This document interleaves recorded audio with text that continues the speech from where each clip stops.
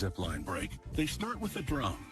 It's made of zinc-coated steel to prevent rust. A worker sands off the zinc so they can add the magnets. He hammers locating pins into the metal. He applies adhesive to the sanded areas, then places magnets onto the adhesive. He uses steel pins as a guide. As the adhesive cures, the magnets bond to the metal. Next, he applies a bonding agent to a shaft bearing and inserts it into the hole in the center. Using a hydraulic press, he drives the bearing further into the hole. These rotor arms will spin in the magnetic field to create the braking force. A worker fits gears into two plates and bolts the plates to each side of the rotor assembly. He tests the rotor arms and slides the rotor gears onto the shaft already installed in the brake drum. He opens the rotors and spins them. He adds a ring of magnets to surround the rotors in a magnetic field. Satisfied with the fit, he removes the rotor assembly from the drum temporarily and clips springs to the rotor. These reaction springs will cushion the braking action.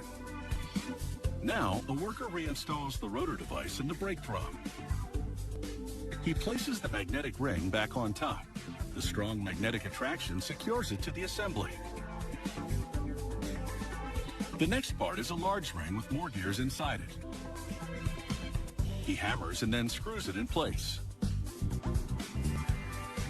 He spins the assembly again to confirm it's functional.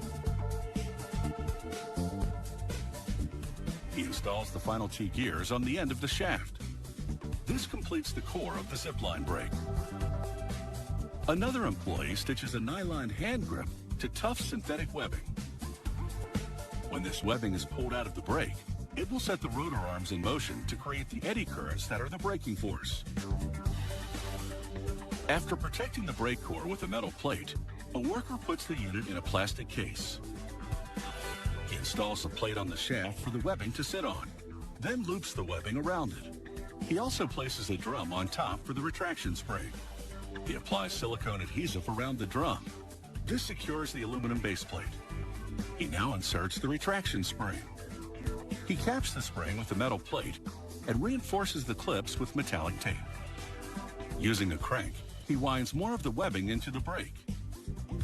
He tightens the metal shackle that holds the two sections of webbing together and winds the rest of it into the device. He inserts a guide roller for the webbing and adds a two-part retaining clip. He secures the clip with a rounded metal pin.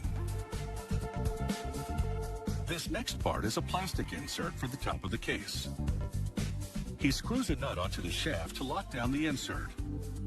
He places the top half of the case onto the brake assembly and secures it to the lower half. He snaps a dust cover onto the case.